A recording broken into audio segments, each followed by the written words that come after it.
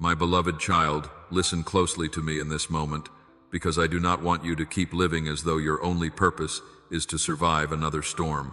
There was a season when survival felt like the most you could ask for. You woke up tired, carried pain in silence, smiled while your heart was heavy, and moved through days no one around you fully understood. There were mornings when getting out of bed felt like an act of courage.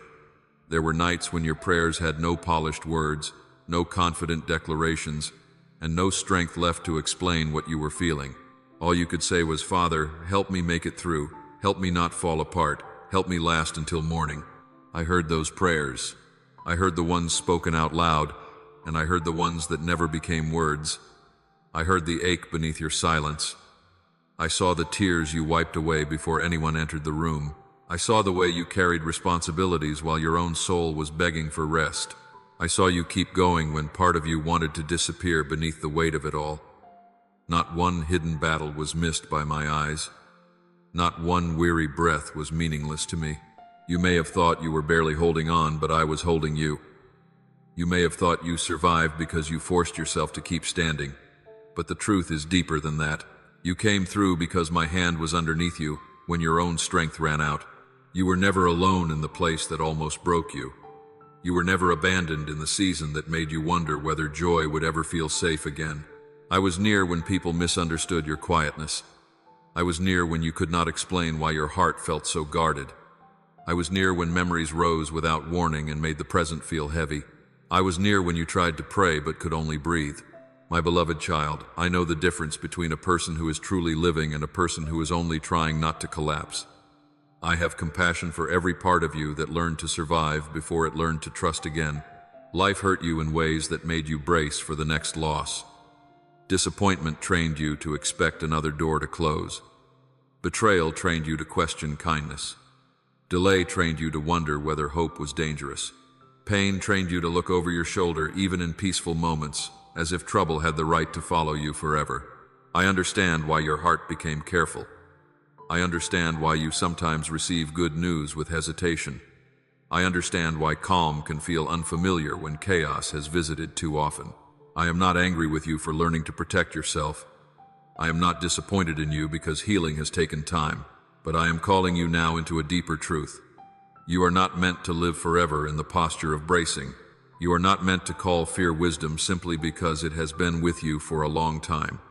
You are not meant to stand at the edge of every new day, expecting destruction. I did not bring you through the fire so you would spend the rest of your life smelling only smoke. I did not carry you through the valley so you would keep introducing yourself as someone who barely escaped. You are not only a survivor of pain, you are my child, and I carried you through pain. There is a holy difference between those two truths. A survivor may look at the past and say, "I made it out." But a child who has been carried can look at the same past and say, "God was with me there." A survivor may count scars only as evidence of what happened. But a child who has been carried can begin to see scars as reminders that darkness did not have the final word. A survivor may keep expecting the next wound, but a child who has been carried can learn to breathe again under the covering of my presence. I am not asking you to pretend the pain was small. I am not asking you to deny the nights that stretched too long or the words that cut too deep. I am not asking you to erase what happened or act as though it did not change you. I am asking you to stop letting it be the only story your soul knows how to tell. What wounded you is not greater than the one who kept you. What tried to break you is not stronger than the grace that sustained you. What you lost did not erase what I still placed within you. My beloved child, I was working even when all you could see was endurance. I was preserving your breath. I was steadying your mind.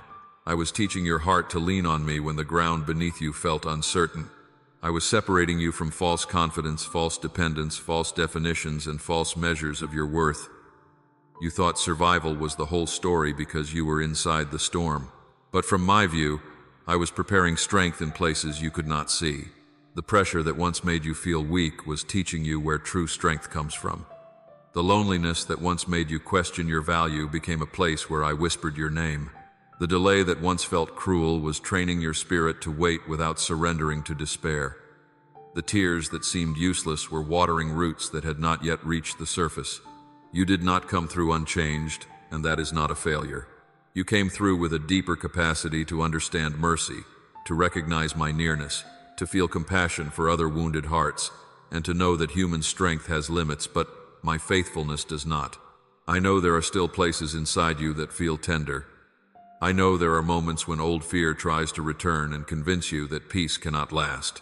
I know you sometimes wonder if good things will be taken away the moment you begin to trust them. Bring that fear to me. Do not hide it behind spiritual words. Do not punish yourself for feeling it. Bring it honestly, and let me teach your soul a new rhythm.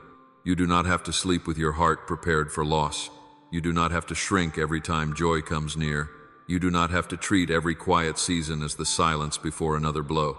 I am not promising you a life without trials, but I am telling you this.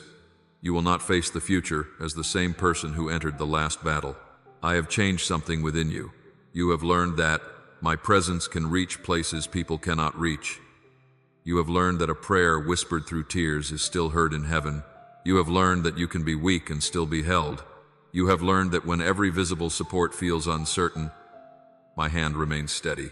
Think of my people standing before the sea, with danger behind them and no visible road ahead. To their eyes, there was no way forward and no way back. Yet I opened a path where human strength could never have made one. My beloved child, there were moments in your life like that shore. Pressure behind you, uncertainty before you, weakness within you, and no clear answer in sight. But I was there, making a way one step at a time. You may not have recognized it then because fear was loud and exhaustion was heavy. But look again with me. Look at the day you thought you could not survive and see that you did. Look at the grief you thought would swallow you and see that it did not own your ending. Look at the confusion that once filled your mind and see that I still gave you enough light to take another breath. Look at the door that closed, the night that stretched, and the prayer that seemed unanswered. Begin to understand that I was not absent simply because the road was painful. I was nearer than your emotions could measure. When the faithful ones stood in the furnace, they were not alone in the flames. Another was seen walking with them. I want you to understand this about your own life. You were not alone in the heat. You were not forsaken in the pressure. You were not invisible in the place where others could not see what it cost you to keep believing. I was walking with you there. The fire did not remove my presence. The storm did not silence my care. The darkness did not cancel my purpose. Now let your heart receive what survival could not fully understand. You are not merely someone who made it out. You are someone who has been kept, strengthened, and awakened. The battle did not erase you. The delay did not disqualify you. The wound did not rename you. The season of fear did not become your master. You may still have questions, but you are not forgotten. You may still need healing, but you are not helpless. You may still feel tender, but tenderness is not weakness when it rests in my hands. Rise gently into this truth. Do not rise with pride. Do not rise with a need to prove yourself. Do not rise as though you must convince the world that you are strong.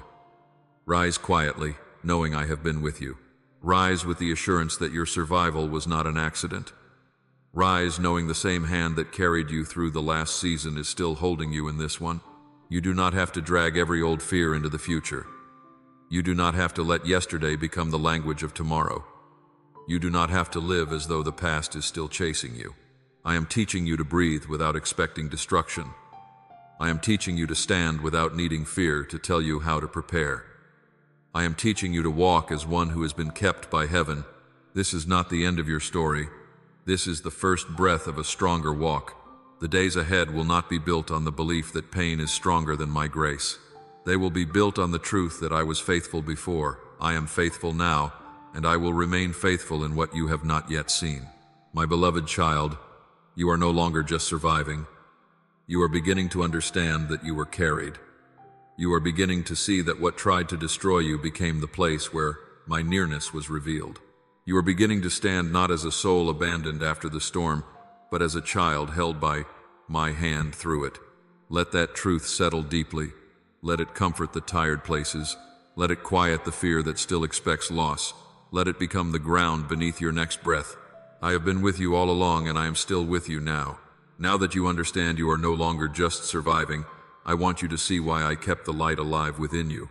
I did not preserve your heart only so you could breathe again in private. I did not carry you through pain only so you could stand quietly in a safe corner and never be seen again. I healed what was broken. I strengthened what was weary. I guarded the small flame inside you because there are places in this world where darkness has become normal, and into some of those places I will send you with peace. The light I have placed within you is not loud pride. It is not a performance.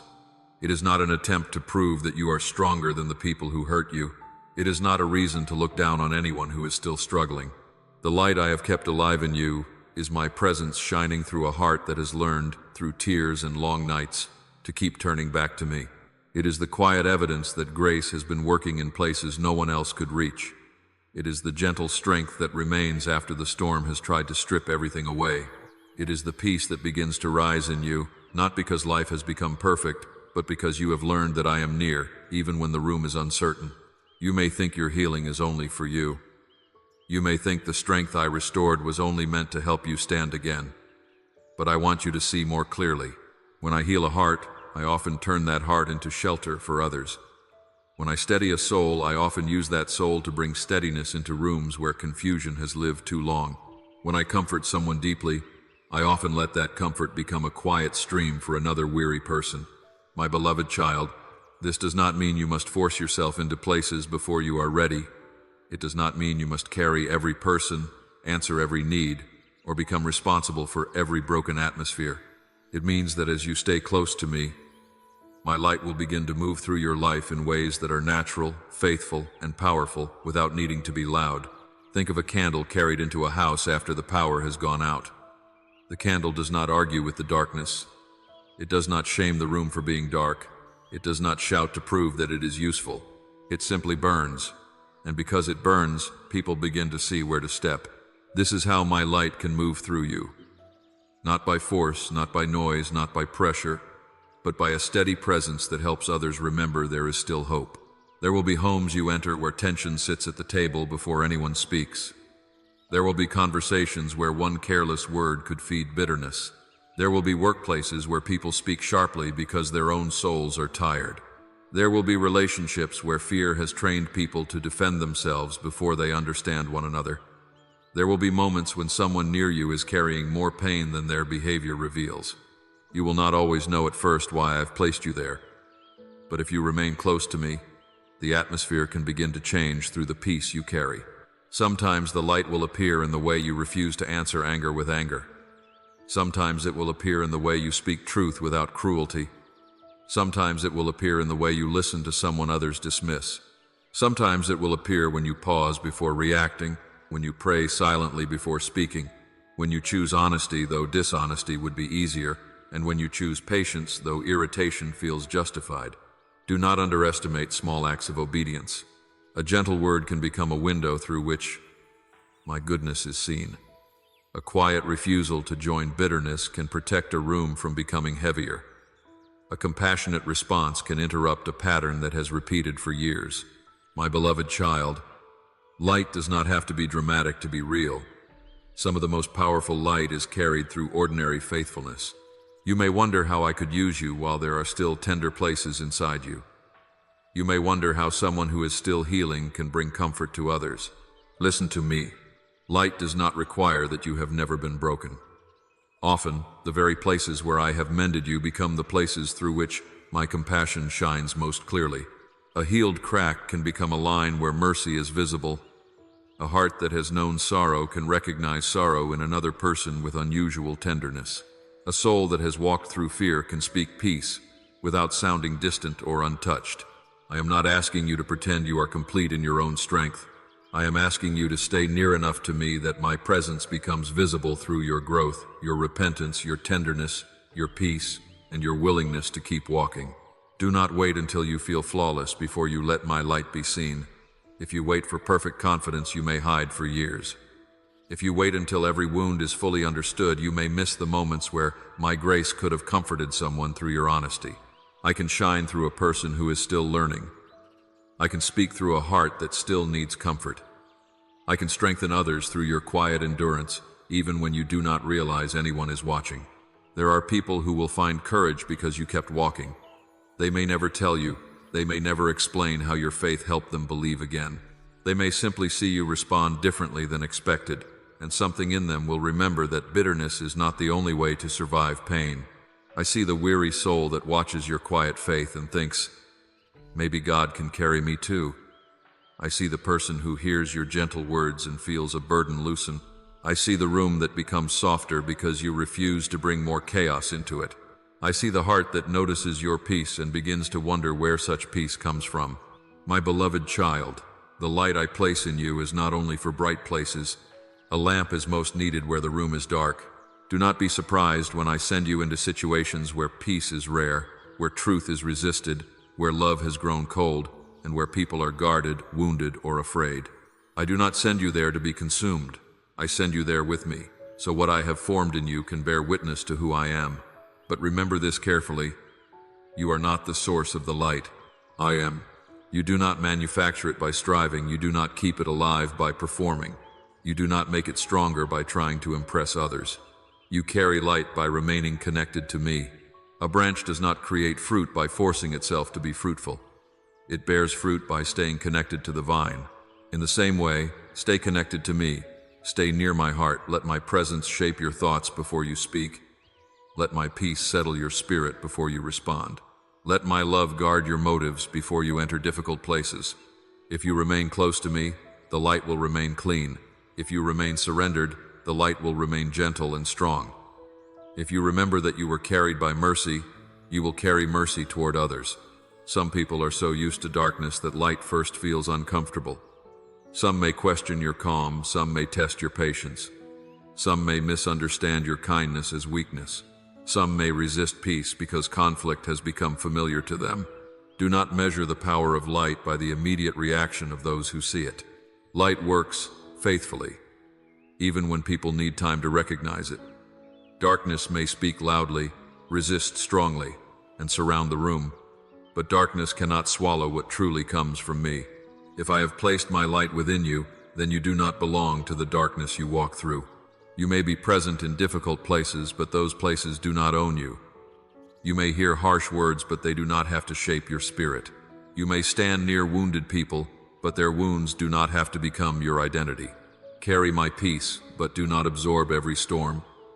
Carry my compassion, but do not become crushed by every burden. Carry my truth, but do not forget tenderness. My beloved child, I want your presence to become a quiet testimony. You do not need to preach every moment to carry light. Sometimes the clearest testimony is the way you remain honest when dishonesty would benefit you. Sometimes it is the way you forgive without becoming foolish, love without losing wisdom, and stand firm without becoming hard. Sometimes it is the way you do not join gossip, do not feed panic, do not repay injury with cruelty, and do not allow another person's darkness to decide the condition of your soul. There will be moments when your silence carries more light than many words. There will be moments when one sentence spoken with gentleness will reach farther than a long explanation. There will be moments when your presence alone, steady and prayerful, will help someone breathe again. Do not despise those moments because they seem small. Heaven often moves quietly before it is recognized openly. I am teaching you to be faithful in the unseen influence of peace, but keep your heart tender. Do not turn the way I use you into a stage for your ego. Do not turn compassion into superiority. Do not look at those still wrestling in darkness as though you have forgotten how patiently I carried you. Some people hurt others because they are hurting. Some speak harshly because fear has ruled them for years. Some resist light because they have trusted false light before and been wounded. You are not there to crush them. You are there to reveal another way, a way marked by truth, patience, mercy, courage, and love. You are there to show that a person can be wounded and not become cruel, tested and not become bitter, misunderstood, and still remain gentle, corrected and still remain teachable, pressured and still remain anchored in me. My beloved child, let my light shine through your words. Let it shine through your silence. Let it shine through your boundaries. Let it shine through the way you listen, the way you serve, the way you forgive, the way you pause, and the way you carry yourself when no one is applauding. You do not need to chase attention. Light does not need to beg darkness for permission to shine. It simply remains what it is because it is connected to its source. Stay close to me, and the light will remain alive. Stay humble, and the light will remain safe. Stay obedient, and the light will reach the places I send it. I kept that flame in you through the nights you thought would extinguish it. I guarded it when grief blew hard against it. I sheltered it when fear tried to smother it.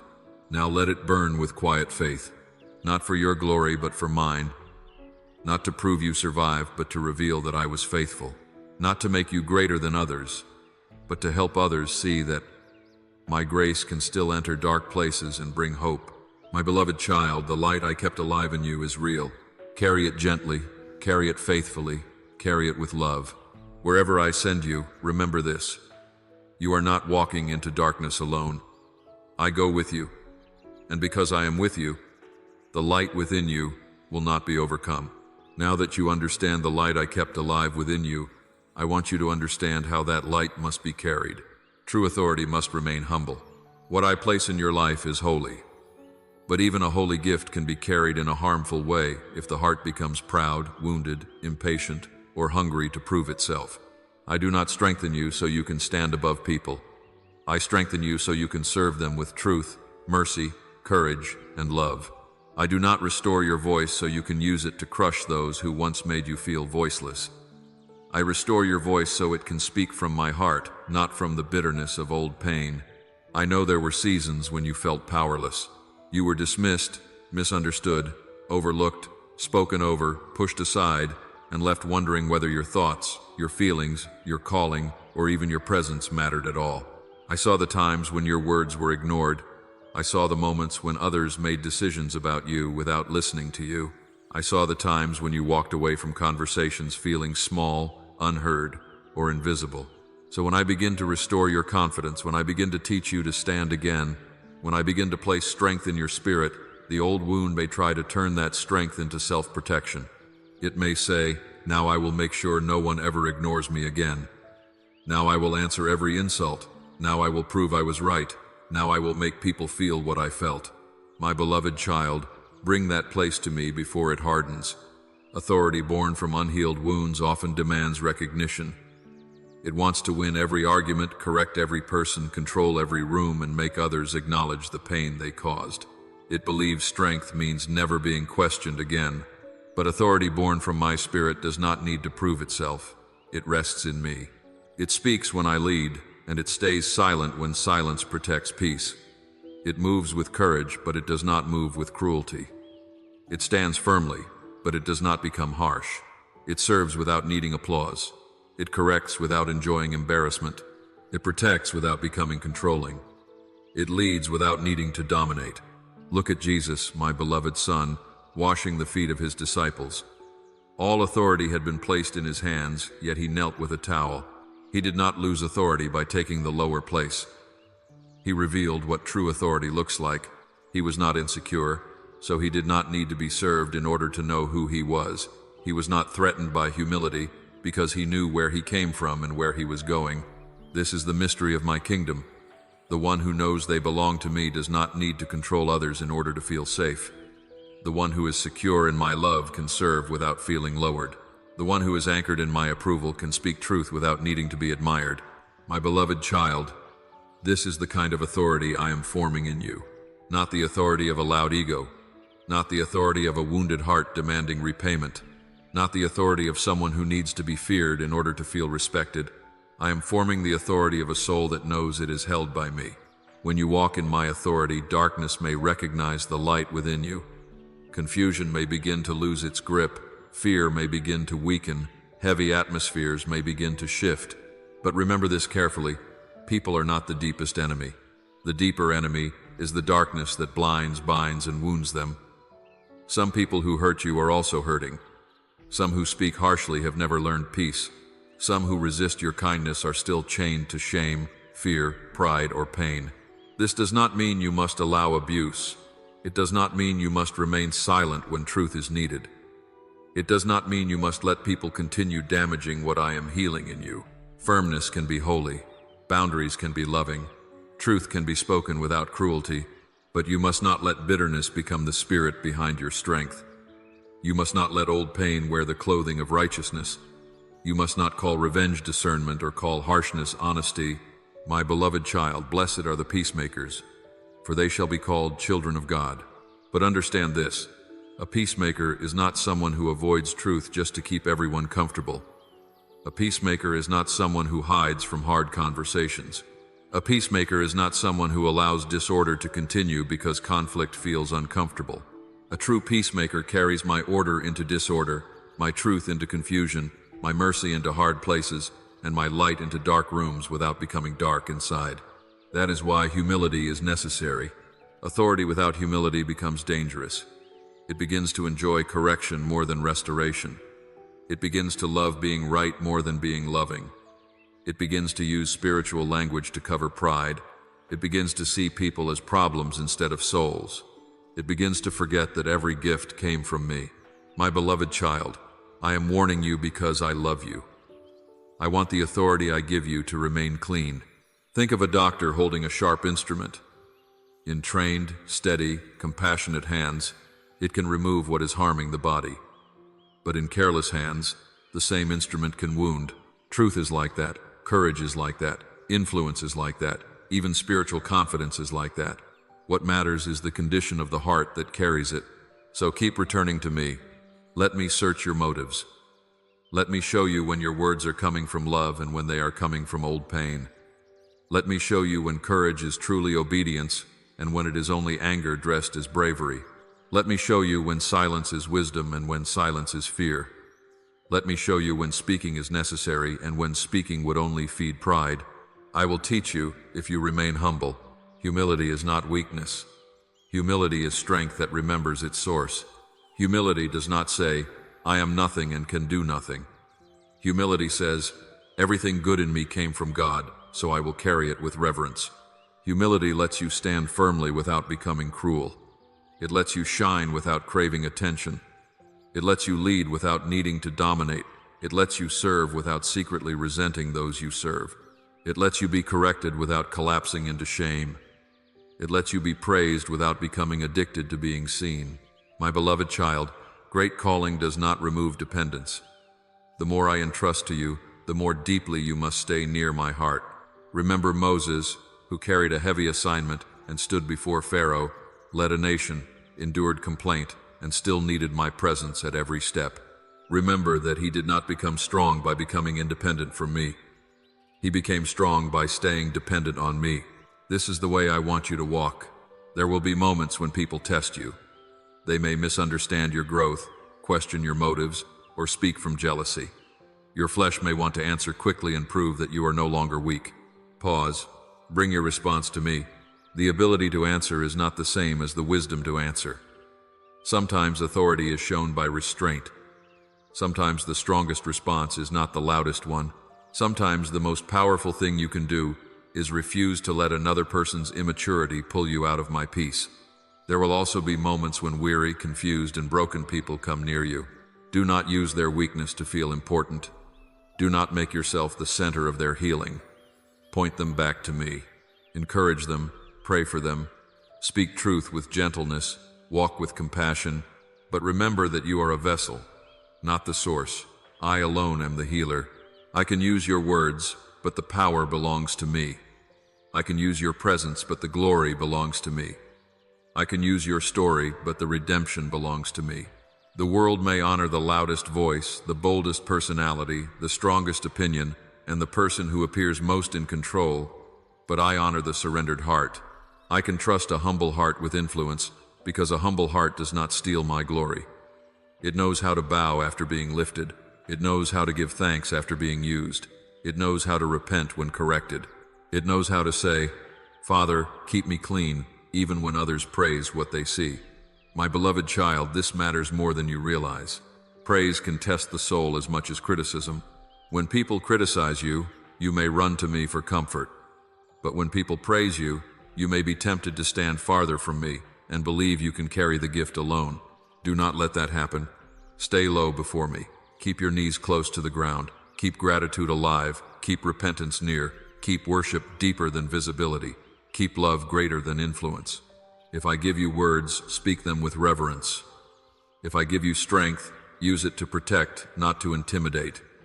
If I give you insight, use it to heal, not to expose for the pleasure of being right. If I give you courage, let it stand beside patience. If I give you authority, let it kneel beside compassion.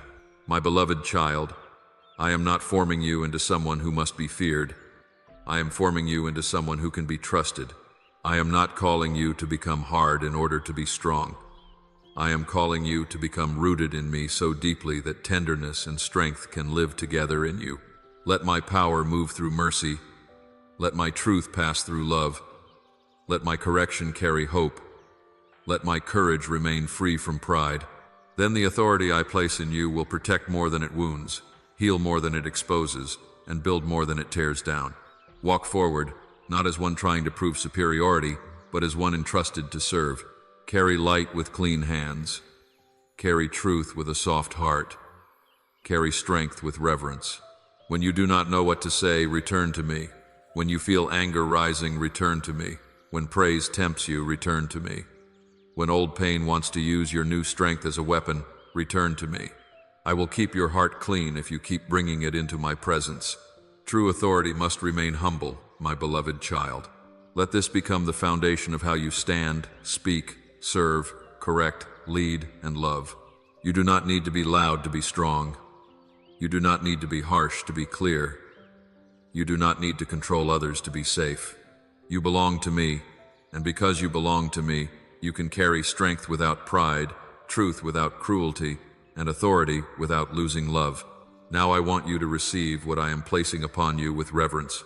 A new crown has been placed upon you, not as a decoration for pride, not as a prize to display, and not as a reason to think of yourself as greater than others. It has been placed upon you as a holy sign that I have seen your faithfulness. I have seen the days when you kept standing, even though your spirit felt weak. I have seen the nights when your prayers were tired, unfinished, and soaked in questions. I have seen the moments when walking away would have been easier, when bitterness seemed more natural, when silence felt heavy, and when obedience cost you more than anyone knew.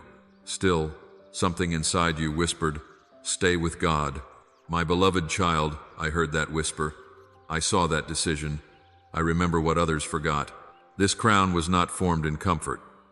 It was not shaped by easy seasons, quick answers, constant applause, or a life untouched by pressure. It was formed through obedience when obedience was costly. It was formed through patience when delay pressed hard against your heart.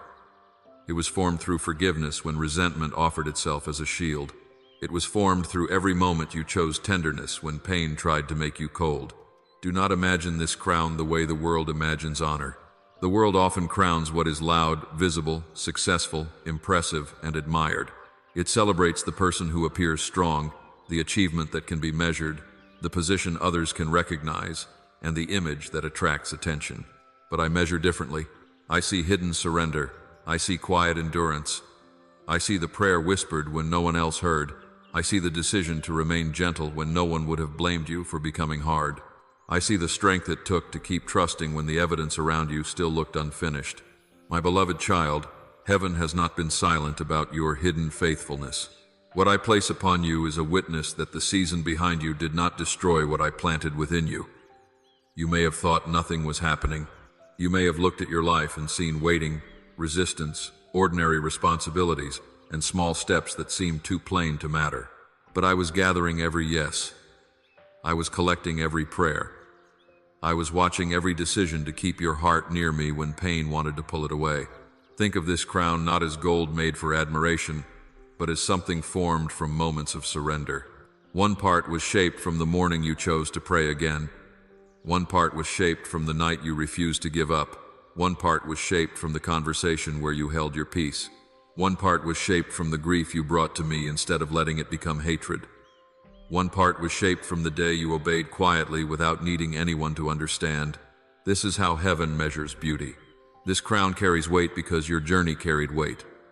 It rests not on arrogance, but on maturity. It does not say you are better than others. It says you have been kept by me through what could have swallowed you. It says you have learned to stand, not by your own power, but by the strength I gave you when your strength was gone. Do not let anyone make you ashamed of what I have brought you through. Some people only see the outside. They see you now and do not understand the valley behind your peace. They hear your calm and do not know the nights that trained it. They see you standing, and do not know how many times I lifted you from the floor of your own weariness. I know the whole story. I know the battles you could not explain. I know the weight behind your smile. I know the private choices that shape the person you are becoming. My beloved child, receive this crown with gratitude, but keep your heart bowed. The moment you begin to wear my confirmation as human superiority, the beauty of it becomes clouded. The crown is not permission to forget humility. It is not permission to stop depending on me. It is not proof that you no longer need correction, wisdom, repentance, or prayer. A crown in my kingdom does not remove dependence. It deepens it. The higher I lift you, the closer you must remain. The more I trust you with, the more often you must return to the quiet place with me. The more light I allow others to see, the more carefully you must guard the hidden flame from pride, distraction, and self-importance. Remember the mercy that carried you. Remember the mud from which I lifted you. Remember the tears I received. Remember the grace that held you when you could not hold yourself. Every victory in your life is connected to my faithfulness. Every step forward has been touched by my hand. I do not require you to be flawless to carry what I give, but I do require you to remain reachable. Stay reachable by my correction. Stay reachable by my tenderness. Stay reachable by my word. Stay reachable when I ask you to slow down, when I ask you to listen, when I ask you to release an attitude, when I ask you to wait before responding, and when I ask you to remember that the crown belongs under my authority, not above it. My beloved child, this crown also carries discernment and steadfastness for the season ahead. It is not only a sign of what you endured, it is also a sign of what I am forming in you for what comes next.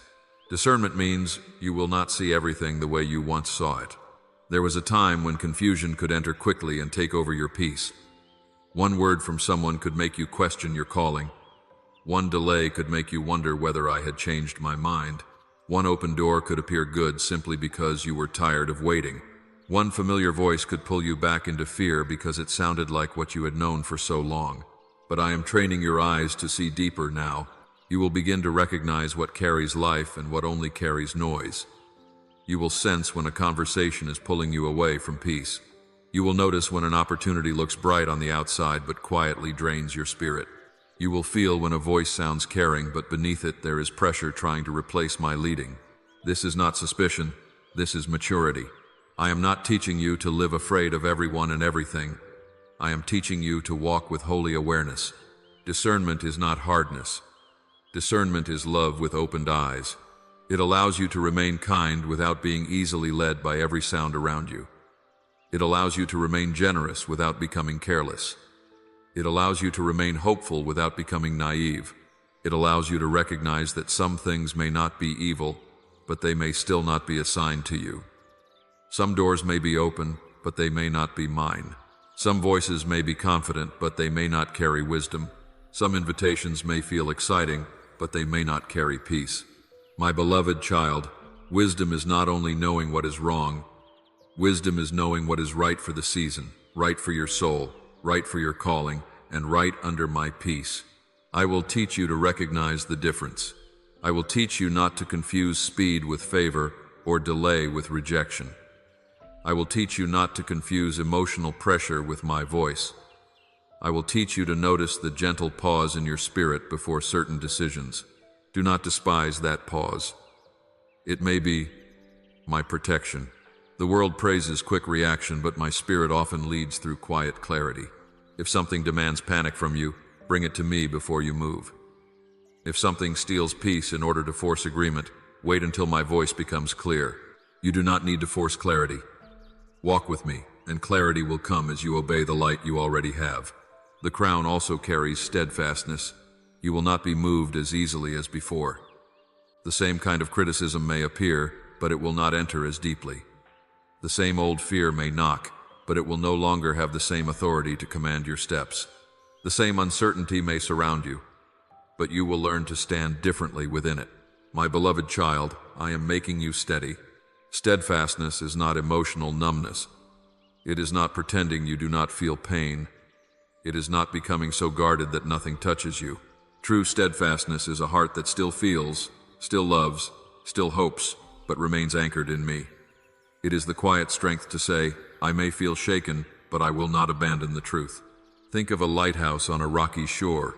Waves strike it, winds press against it, night surrounds it, yet it remains where it was placed because its foundation is deep.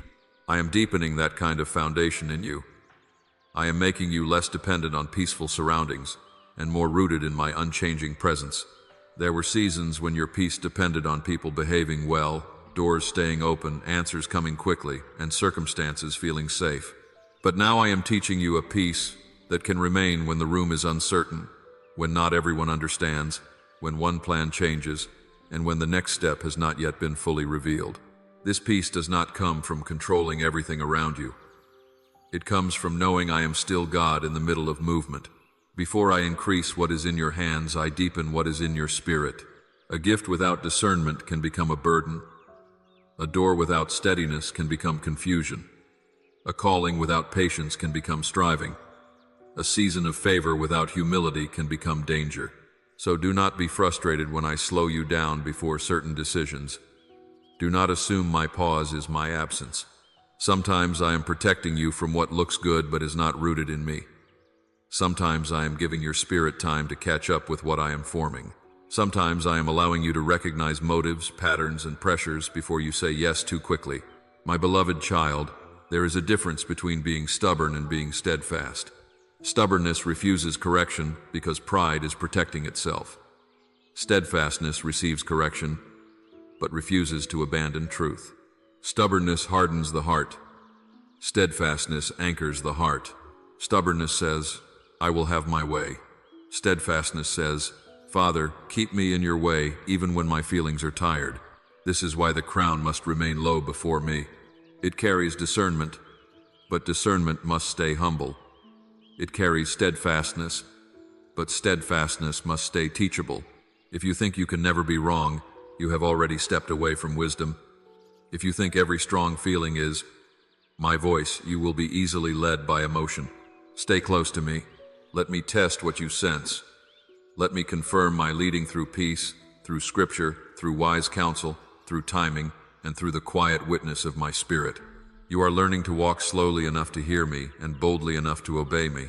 You will no longer need to run back because the new road feels unfamiliar. You will no longer need to abandon obedience because the fruit is not immediate. You will no longer need to prove yourself because someone questions your pace. You can stand because I am standing with you. Receive this crown with trembling gratitude. It is a sign of endurance, a witness of mercy, and a confirmation that heaven has not forgotten your hidden faithfulness.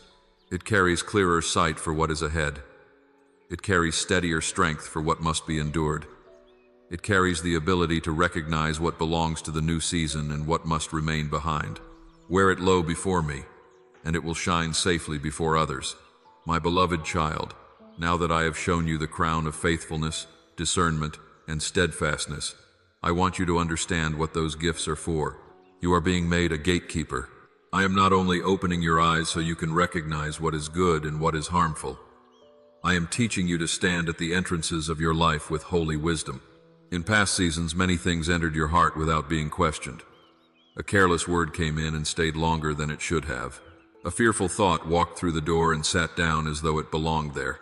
A draining relationship kept taking from your peace because you did not yet know how to close the gate. A memory replayed itself until it felt stronger than my promise. A demand became a burden. A voice became a weight. A pattern became normal simply because it had been repeated for so long. My beloved child, I saw how tired you became from allowing too much access to what I was trying to heal. I saw you carrying words I never asked you to carry. I saw you replaying conversations that only deepened the wound. I saw you opening yourself to opinions that did not come from love, counsel that did not carry wisdom, and expectations that did not belong to your assignment. I am not saying this to shame you. I am saying this because I am training you. A gatekeeper is not someone who lives afraid. A gatekeeper is someone who understands value. You do not guard what is worthless. You guard what is sacred. You guard what has been restored. You guard what is still tender. You guard the peace I placed within you. You guard the quiet strength I have been forming in your spirit. You guard the clarity that came after long confusion. You guard the place where my voice has begun to sound stronger than fear. This guarding is not suspicion. This guarding is stewardship. I am not calling you to hide from people. I am calling you to stop letting everything shape you. I am not calling you to become cold. I am calling you to become awake. Your heart is not a storage room for every voice, every offense, every fear, every demand, every memory, and every opinion. Your heart is a spring, and what flows from it touches your thoughts, your words, your choices, your relationships, your prayers, and your future. If the spring is polluted, what flows from it becomes troubled. If the spring is guarded in my presence, life can flow clearly through you. This is why I am teaching you to notice entrances. What enters through your eyes matters. What enters through your ears matters. What enters through repeated conversations matters. What enters through secret thoughts matters. What enters through old habits matters. You cannot continually feed your soul with fear and wonder why peace feels distant. You cannot keep rehearsing rejection and wonder why love feels unsafe. You cannot keep listening to voices that belittle what I am doing in you and wonder why courage feels weak. You cannot keep opening the gate to confusion and expect clarity to remain untouched. My beloved child, you are learning to say no without guilt. No to voices that constantly pull you back into fear. No to conversations that leave your spirit heavy and confused. No to relationships that make you feel smaller every time you leave. No to opportunities that flatter ambition while weakening obedience. No to habits that promise comfort but quietly drain your light. No to the endless replaying of what you cannot change.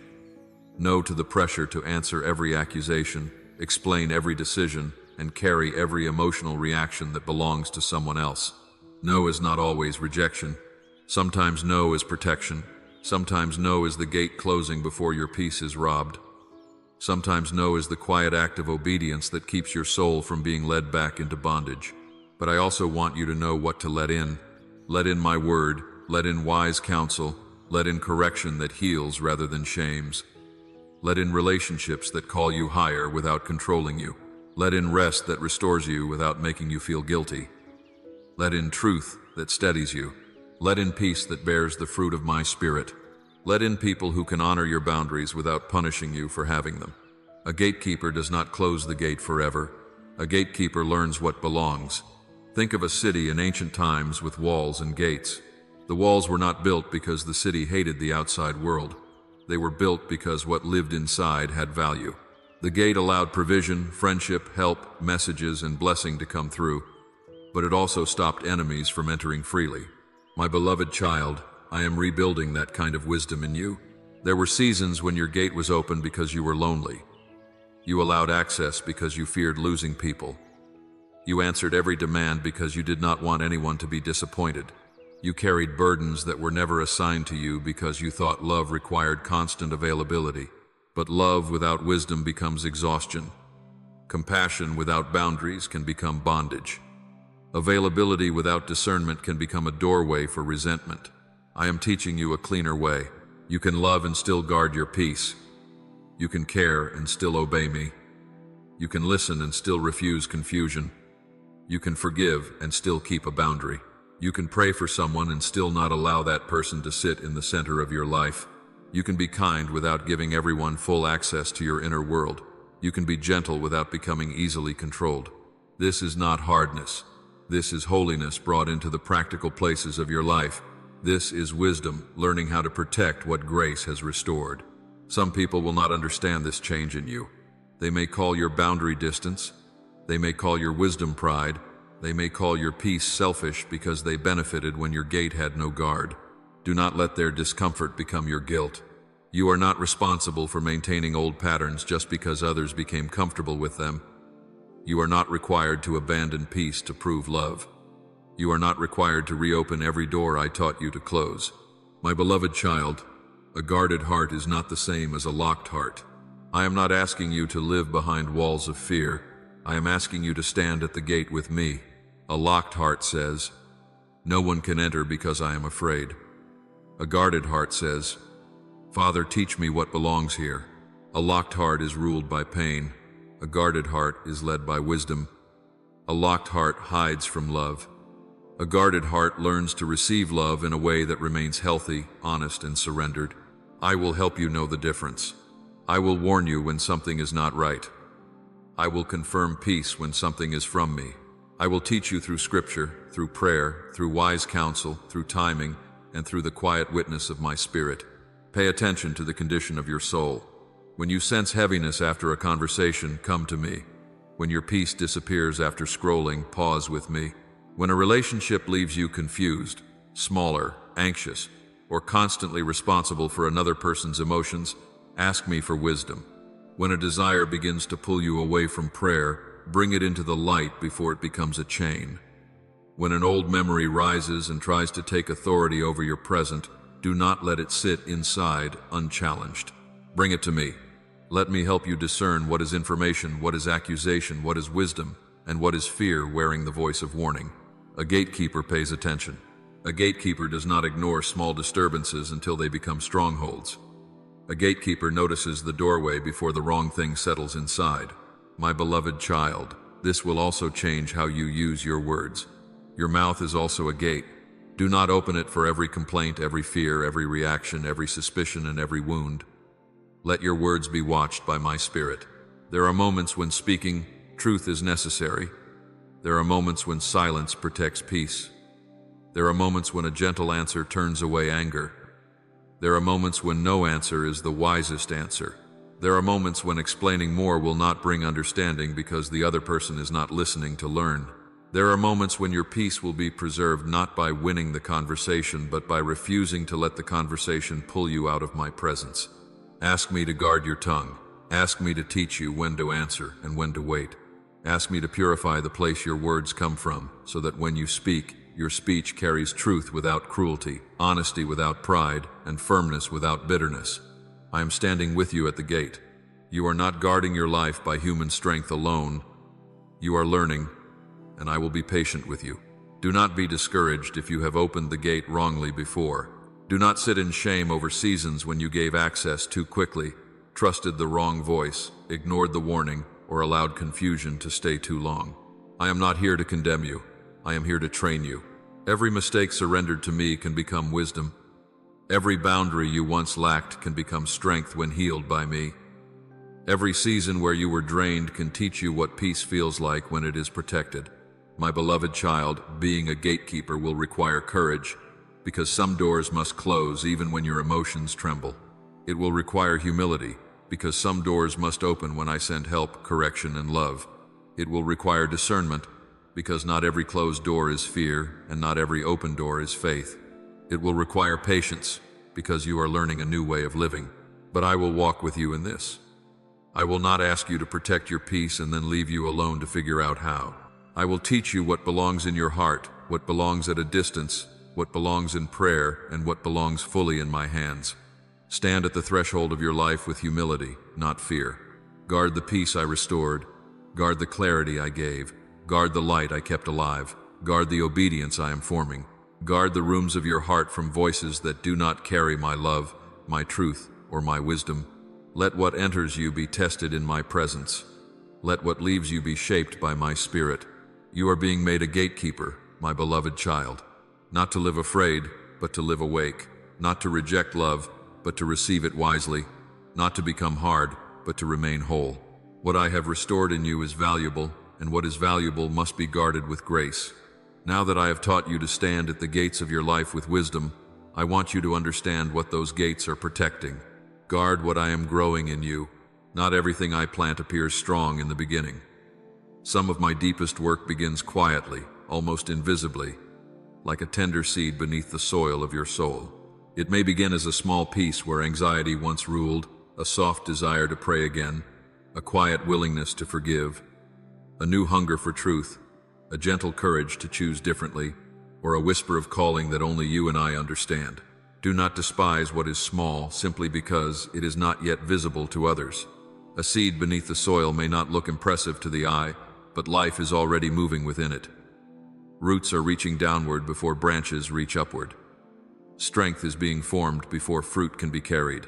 What looks hidden may actually be holy preparation. What feels slow may actually be sacred growth. My beloved child, there are things I am growing in you that need covering before they need exposure. There are tender works of grace that must be protected before they are announced. There are prayers, dreams, convictions, and new beginnings that must be held with reverence, not rushed into the hands of everyone around you. In past seasons, you may have shared too soon what was still fragile. You opened your heart to people who did not know how to hold it with wisdom. You told dreams to ears that only knew how to doubt. You placed holy desires before voices that measured them by human logic instead of my timing. You showed tender places to careless hands and then wondered why the new thing felt bruised before it had time to breathe. I saw that pain. I saw how quickly discouragement entered when the wrong voice touched what I was still forming. I saw how you questioned what I had spoken because someone else could not recognize it. I saw how easily hope became timid when it was exposed before it had roots. I am not asking you to become secretive out of fear. I am teaching you sacred timing. There is a time to speak and a time to remain silent. There is a time to show the fruit and a time to protect the root. There is a time to invite others to celebrate and a time to let me form what is hidden in quietness. Not every word I give you must immediately become a conversation. Not every dream must be explained while it is still being shaped. Not every burden must be announced before it has become obedience. Some things must first become strength inside you. Some truths must settle deeply before they can be carried publicly. Some callings must be warmed in prayer before they are exposed to opinion. My beloved child, guard the peace I am growing in you. Peace can be tender at first, especially when you have lived for a long time under worry, pressure, or uncertainty. When the soul has been trained by chaos, peace may feel unfamiliar, almost too quiet to trust. You may begin to wonder whether calm means something is wrong because struggle has been your normal for so long. Do not let old chaos bully you into returning. Do not let anxious voices convince you that peace is weakness. Let peace learn to stay. Let it become a home inside you. When I give you peace, do not keep testing it by returning to every old fear. Do not keep reopening the door to every thought that once exhausted you. Sit with the quiet. Let my presence teach your nervous heart that it no longer has to live in constant alarm. Guard the faith I am growing in you. Faith may not always feel loud. It may not always arrive with great emotion. Sometimes faith is simply the quiet decision to turn toward me again. Sometimes faith is breathing through uncertainty and saying, Father, I still trust you. There may be people who do not understand why you keep believing. They may look at your life and say nothing has changed. They may judge the seed because they cannot yet see the harvest. But faith is not blind to reality. Faith sees reality and still trusts that I am greater. Faith does not deny the mountain. It remembers the one who speaks over it. Do not let the unbelief of others steal the small flame I am breathing upon. Do not let delay make you ashamed of trust. Do not keep digging up the seed every day to prove it is alive. Water it with prayer, cover it with patience, hold it in hope. I know how to grow what I have planted. Guard the healing I am growing in you. Healing does not always come like a sudden sunrise. Sometimes it comes like gentle rain over dry ground. Slowly, repeatedly, quietly. You may still feel tender when old memories are touched. That does not mean healing is not happening. You may still have days when your heart responds with caution. That does not mean you are back where you began. You may still cry over something you thought you had released. That does not mean my work has failed. It means the soil is being softened. It means pain is being brought into the light layer by layer. It means the places that were once frozen are learning to feel safely again. Do not rush your healing because others are impatient with your process. Do not shame yourself because recovery has a rhythm. I am patient with what I am restoring. Let my patience teach you how to be patient with yourself. Guard the calling I am growing in you. I may begin with a burden that will not leave, a repeated thought that keeps returning in prayer, a holy restlessness, a compassion that moves you, or a desire to serve in a way you cannot yet explain. Do not rush to turn it into a platform. Do not bury it because people might question it. Bring it to me. Let me mature it. Let me prune it. Let me remove selfish ambition, fear of rejection, the need for approval, and every anxious desire to be seen before the work is ready. What I grow in you will attract attention in time if I have appointed it to bear fruit openly. But attention is not the proof of growth. Some of my deepest work happens before anyone notices. A child grows in the womb before being held in the arms. A foundation is prepared before a house rises above the ground. A song is formed in the heart before it is heard by others. In the same way, I may cover you while I am cultivating what is holy in you. Hiddenness is not rejection. It is protection. If I exposed everything too early, the wrong winds might strike what is not yet strengthened. If I allowed every voice to speak into the tender work, confusion could enter where clarity is just beginning. Trust me when I cover what I am cultivating. Trust me when I slow the process. Trust me when I keep something between us for a season. The farmer does not dig up the seed every morning to prove it is alive. He waters, watches, waits, and trusts the mystery of growth. My beloved child, do not keep disturbing your own process because you are anxious for proof. Do not keep comparing your hidden seed to someone else's visible harvest. You do not know their season, their soil, their pruning, or their assignment. I am not asking you to become them, I am forming you. Your growth has its own rhythm because your calling has its own design. Comparison will make you either discouraged or proud, and neither one will help the seed grow. If you look at someone farther along and feel small, return your eyes to me. If you look at someone struggling and feel superior, return your heart to me. Growth must carry the fragrance of love, not competition. Guard what I am growing from discouragement. The enemy loves to whisper that small progress is no progress. It will say, you should be farther by now, you should be stronger by now, you should understand everything by now, you should have more to show by now. Do not agree with that cruelty. Look closer. You are returning to me faster. You are noticing what drains you sooner. You are choosing peace more often. You are pausing before old reactions take over. You are listening more deeply. You are becoming more honest in prayer. You are learning to let my voice interrupt fear. These are signs of growth. They may not look dramatic to the world, but they matter deeply to me. Guard what I am growing from pride, too. When you begin to notice change, give thanks and stay low before me. Do not use your growth to look down on someone still struggling. Do not forget how fragile you felt when I first began restoring you. Let your progress make you merciful, not superior. Let your strength make you gentle, not impatient. Let your healing make you compassionate, not distant. My beloved child, I am the gardener of your soul. I know when to water, when to prune, when to cover, when to expose, when to strengthen, and when to send you forward. Pruning may not feel like growth while it is happening. It may feel like loss. It may feel like me removing something you thought you needed. But I prune what competes with fruit. I remove what drains life from the deeper work. I cut away what may look green but cannot carry the fullness of what I am forming. Trust my hands. I do not wound what I love. I tend it. I shape it. I prepare it for fruit that lasts. Your part is to remain surrendered. Stay in my presence. Stay honest. Stay teachable.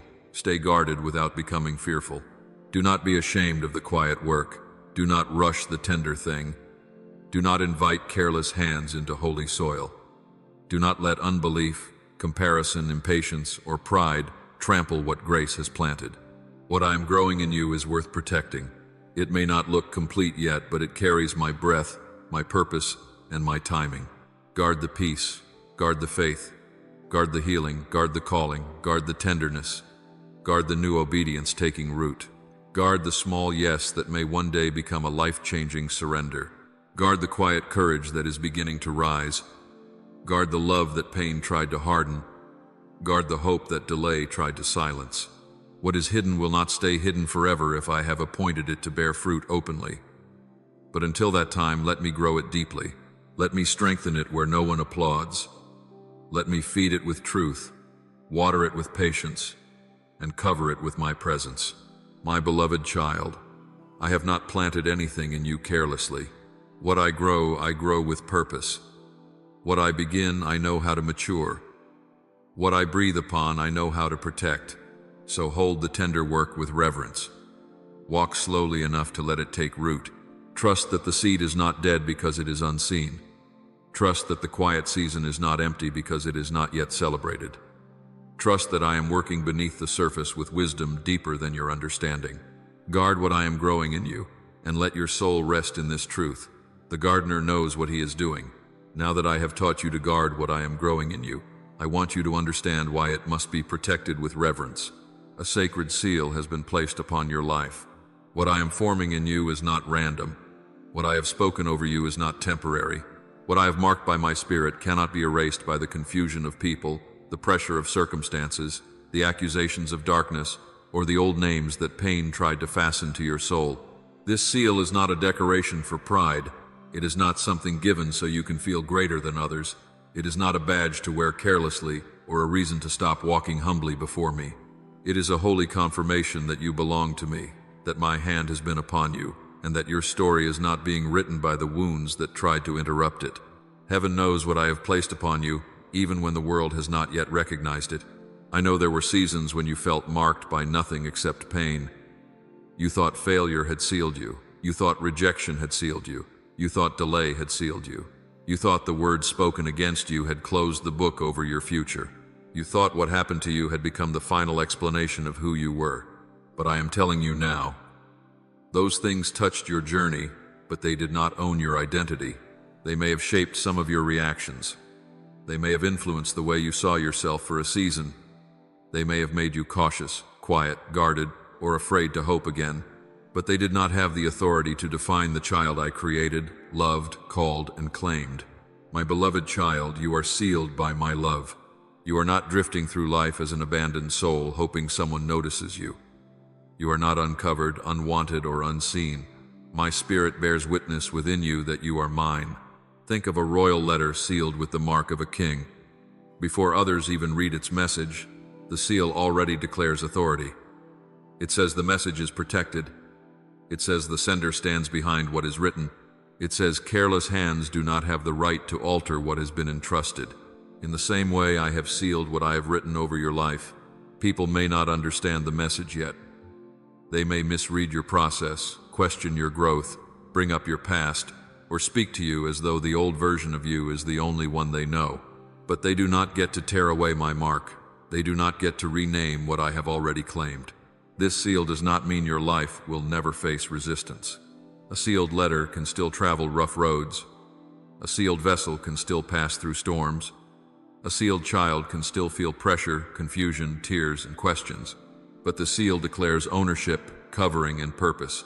It says, this one belongs to me. It says, my work is still active here. It says, do not mistake resistance for rejection. Sometimes the very fact that you are marked by me explains why the pressure has been so intense. Darkness does not wrestle so hard against what carries no purpose. Fear does not shout so loudly where there is no future to intimidate. Shame does not work so persistently where truth is not breaking through. My beloved child, the battles around you have not been proof that I left you. Many times they have revealed that something precious was being protected. But hear me clearly. This seal is not an invitation to pride. It is an invitation to reverence. You do not carry it carelessly. You do not use it to claim importance above others. You do not wear it like a badge that excuses disobedience. A sacred seal calls you closer to my heart. It reminds you that being mine means your life must remain surrendered. When I sealed you, I did not seal your ego. I sealed my purpose. I sealed the work of grace. I sealed the testimony being formed through your waiting, healing, obedience, and trust. The seal is holy because the one who placed it is holy. Therefore, walk with clean hands, speak with a guarded mouth, choose with a listening heart. Let your belonging make you humble, not careless. Let your covering make you grateful, not proud. Let your identity make you steady, not superior. There will be voices that try to make you doubt what I have placed upon you. Some will say, you are imagining this. Some will say, you are not ready. Some will bring up your past as if the past has more authority than my mercy. Some will question your change because they only knew the version of you that was surviving. Some will try to pull you back into roles that no longer fit the person I am restoring. Do not be shaken by every voice. Return to my witness within you. Return to the peace that remains after fear becomes quiet. Return to the word I have repeated in your spirit. Return to the small confirmations I gave when no one else was in the room. I know how to confirm what is mine. I know how to keep you steady when outside voices become loud. Remember Jesus after his baptism. Before public miracles, before crowds understood him, before many recognized him openly, my voice declared him beloved. Then he was led into the wilderness, where the enemy tried to challenge his identity. The attack questioned what heaven had already affirmed. The same pattern can appear in your life. After I speak identity, fear may question it. After I bring peace, confusion may test it. After I place a seal, old voices may try to scratch at it, but what I affirm does not become weak because it is challenged. My word remains stronger than the challenge. This sacred seal will begin to change how you stand. You will no longer need to beg for belonging. You will no longer need to chase every room that refuses to see you. You will no longer need to prove that your pain had purpose. You will learn to walk as one covered, not one begging to be covered. You will learn to stand as one loved, not one auditioning for love. You will learn to live as one claimed, not one trying to earn a place at the table. My beloved child, a sealed life still grows. Do not think confirmation means completion. I am still teaching you, I am still correcting you, I am still healing areas that need my touch. The seal does not say you have arrived. It says I have claimed you, and I will continue what I began until the work becomes whole. You may still feel ordinary in your own eyes. You may still wake up and face simple tasks, unfinished questions, daily responsibilities, and quiet moments that do not feel dramatic. But my seal is not measured by how impressive the day appears. It is present in the ordinary, in the whispered prayer, in the choice to forgive, in the decision to keep walking, and in the quiet yes you give me when no one else sees. The mark of heaven often rests quietly before it is seen openly. Let that quiet assurance become stronger than the noise that once made you question where you belonged. Let it settle deeper than old labels. Let it speak louder than rejection. Let it comfort you in hidden seasons. Let it steady you when you feel misunderstood. Let it humble you when favor comes. Let it remind you that the safest place in the world is not a perfect circumstance, but a life held under my hand. Because this seal has been placed upon you, your old identity must begin to break. The names fear gave you cannot remain where my love has spoken. The labels shame placed on you cannot rule where my spirit has marked you. The version of you built only for survival is not the final version of you. For a long time you may have lived under names I never gave. Forgotten, rejected, too late, not enough, too wounded, too weak, too ordinary, too damaged to be used.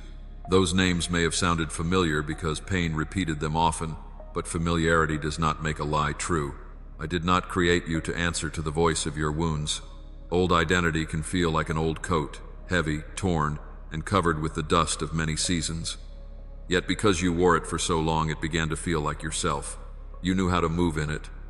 You knew how to hide in it. You knew how to survive in it.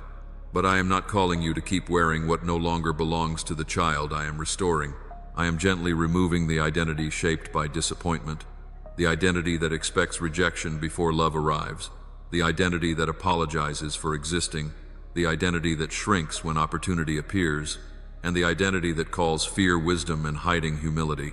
I am breaking these false names not to leave you empty, but to clothe you in truth. You are not the wound. You are not the betrayal. You are not the mistake. You are not the season when you were confused. You are not the door that closed. You are not the person who left. You are not the words that wounded you.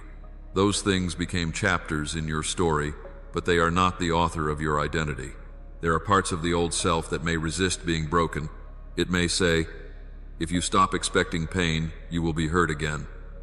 If you stop hiding, people will judge you. If you stop controlling everything, everything will fall apart. Listen carefully. That voice is not protecting you. It is imprisoning you inside a room I have already opened. Freedom can feel unfamiliar at first. When chains have been worn for years, even their absence can feel strange. When anxiety has guided your steps for a long time, peace may feel too quiet. When shame has taught you to lower your head, confidence may feel almost wrong. But do not run back to bondage just because freedom feels new. I can change what you answer to. I can speak a name over you that is stronger than the name your past has used. This breaking may not happen all at once. Sometimes it happens when you choose not to agree with the old lie. Sometimes it happens when you speak kindly to yourself instead of repeating condemnation. Sometimes it happens when you receive love without suspicion. Sometimes it happens when you walk through a door you once would have avoided. Do not despise the small signs of change. You are not reacting as quickly as before. You are not carrying every criticism as deeply as before. You are not returning to old patterns as easily as before. You are beginning to pause, pray, discern, and breathe. This is not small. This is old identity losing its grip. I am also breaking the identity built around proving yourself. You do not need to become impressive in order to be loved by me. You do not need success to erase shame. You do not need applause to confirm my calling. You do not need to outshine others to prove that your pain had purpose. Let me free you from the exhausting need to prove what I have already declared. Let my truth become the mirror you trust, not the mirror of old rejection, not the mirror of comparison, not the mirror of people who only knew you when you were bleeding. Look into my word and let me show you a child, beloved, forgiven, restored, called, guided, and carried. Let my voice become more familiar than the voice that taught you to feel small. This does not mean you pretend the past never happened. I do not heal you by asking you to deny your story. I heal you by entering the story and removing its authority to define you. You can remember where you have been without living there. You can honor what you survived without making survival your home. I am not ashamed of the parts of you still being restored. I do not turn away from the places that still tremble. I am patient with transformation, but I will not agree with the lies that keep you bound. I will comfort you, but I will also call you higher. I will hold you, but I will also lead you forward. You are not random, you are not forgotten, you are not available for every old name to reclaim. You belong to me, and what I have marked with my love will not be undone. Let the names of shame lose their sound. Let the clothing of survival be removed. Let the child I have sealed begin to stand in the truth I have spoken. Now that I have shown you the sacred seal upon your life and the old identity that is losing its power, I want you to see what I am building beneath the surface. Your foundation is being rebuilt from within. I am not only changing what others can see. I am not only adjusting the outward parts of your life that people notice, comment on, or measure. I am working in the hidden structure of your soul, in the place where thoughts are formed, beliefs take root, reactions rise, desires are shaped, and trust is either strengthened or shaken. For a long time, parts of your life were built on survival. You learned how to stand by bracing yourself. You learned how to speak by defending yourself. You learned how to love while expecting disappointment. You learned how to make decisions from fear because fear felt like protection. You learned how to prepare for loss before joy could settle, how to question kindness before receiving it, how to carry pressure before asking for help, and how to keep moving even when your heart had not been given room to breathe. I understand why that foundation formed. I saw what taught you to live that way. I saw the moments that made caution feel wise, control feel necessary, and self-protection feel safer than trust. I am not mocking what you built in order to survive. I am not ashamed of the ways you tried to keep going when you did not know how else to live. But my beloved child, I love you too much to leave you standing on a foundation that cannot carry the fullness of what I have prepared. A life built on fear may stand for a while, but it cannot hold lasting peace. Fear cracks under pressure. Shame bends under correction. Rejection trembles when love comes near. Control becomes exhausted when life refuses to be managed perfectly. Suspicion blocks gifts before they can become blessings. Anxiety turns tomorrow into a burden before tomorrow even arrives. This is why I am going deeper than the surface. I am rebuilding what everything else rests upon. Think of a house after a long storm. The walls may still be standing, the roof may still appear to be in place. People passing by may think everything is fine because they only see the outside. But the builder sees what is hidden. He sees where water entered, where beams weakened, where the ground shifted, where the weight became unsafe, and where repair must begin before the house can carry another season. I am that wise builder in your life. I am not fooled by appearances. I do not only look at the smile you wear, the work you finish, the words you say, or the responsibilities you continue to carry. I see what is beneath. I see where disappointment weakened trust. I see where rejection made love feel dangerous. I see where repeated pressure trained your body to live in alarm. I see where you learned to expect the worst because expecting good things once felt too painful. And because I love you, I am repairing what is unseen. This is why some seasons feel slower than you expected. You wanted me to change the outside quickly. You wanted the door, the answer, the breakthrough, the open path, the visible confirmation, the sudden relief. But I saw the foundation beneath the desire. I saw anxiety living under hope. I saw old pain shaping your expectations. I saw places where success might have rested on wounds instead of truth. I saw places where an open door could have become another weight if your inner life had not yet learned how to rest in me. So I began within. I began with the way you think. Thoughts that once ran in circles of fear are being interrupted by my peace. Assumptions that once told you everyone would leave are being challenged by my love. Inner words that once condemned you are being replaced by truth. You are learning to ask, Father, what is true here? Before agreeing with the first anxious thought that enters your mind.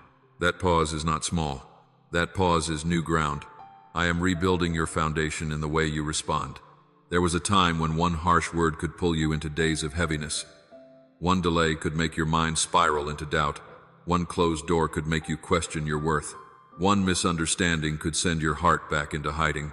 But now I am teaching you to breathe, to pause, to come to me, to listen before reacting, and to let truth speak before fear takes the throne. You may not always respond perfectly, but perfection is not the sign of rebuilding. The sign is that you are returning to me more quickly. The sign is that you are noticing what once controlled you. The sign is that old patterns no longer feel as comfortable as they once did. I am rebuilding your foundation in the way you receive love. Old wounds taught you to distrust kindness, search for hidden motives, and prepare for loss before affection could settle.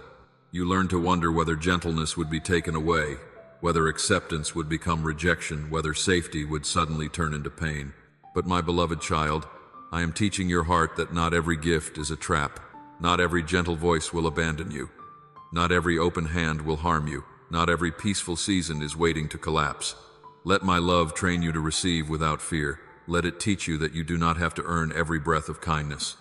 Let it show you that being loved does not require constant proving. I am rebuilding your foundation in the way you see yourself. You are no longer learning to stand from the cracked ground of shame. You are learning to stand from belovedness. Not because you have no weakness. Not because you have never failed. Not because you have everything figured out, but because I have called you mine. When a soul begins to stand on my love, it no longer has to beg the world for identity. This rebuilding may reveal dust you did not know was still inside. Do not be afraid when I show you old patterns. A builder does not expose damage to mock the house. He exposes it to restore it. When I reveal impatience, fear, pride, suspicion, grief, or hidden resentment, I am not condemning you. I am inviting you to let me replace what cannot carry your future. Bring those places to me without shame. I already knew they were there, and I have not turned away from you. I am rebuilding your foundation in prayer.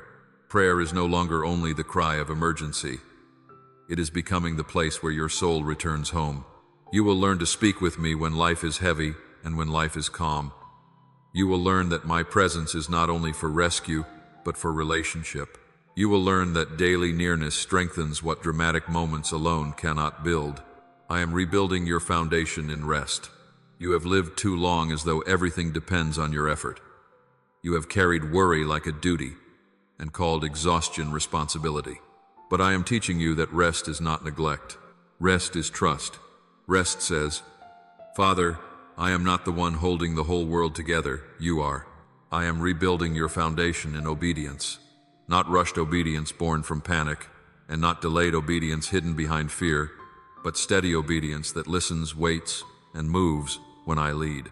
You will not need to understand the whole map before taking the next faithful step.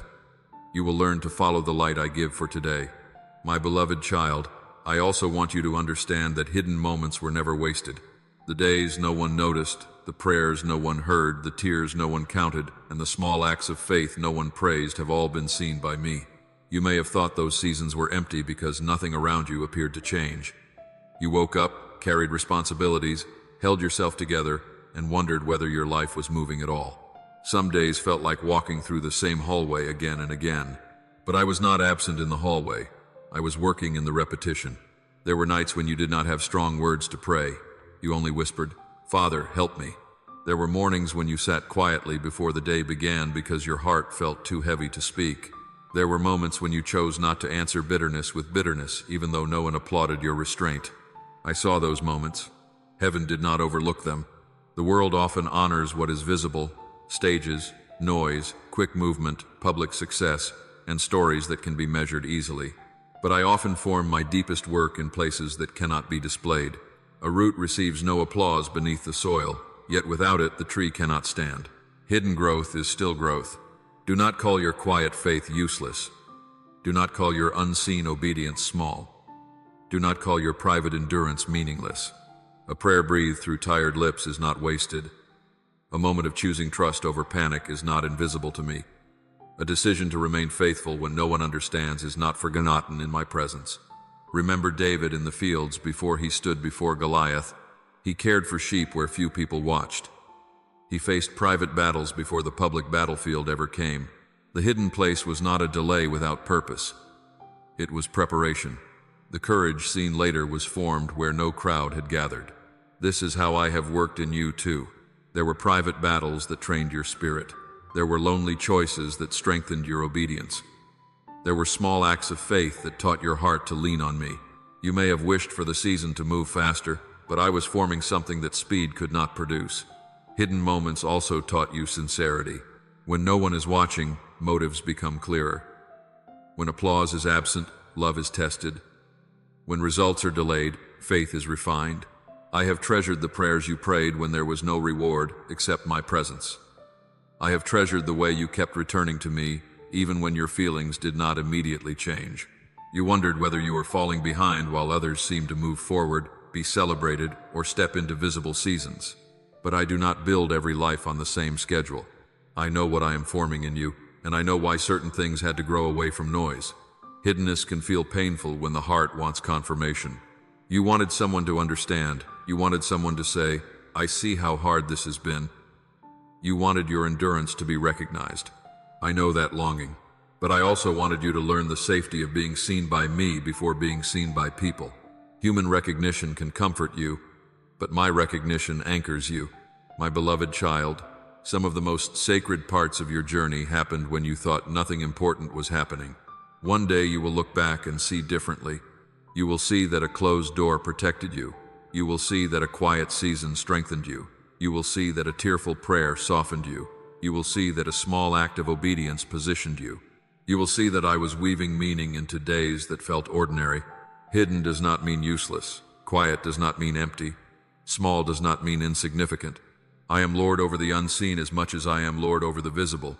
So gather the forgotten moments and place them before me.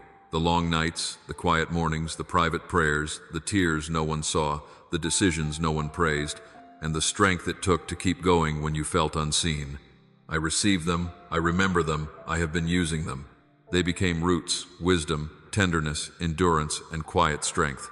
Your foundation is being rebuilt from within, and what I formed in secret will sustain what I reveal in time.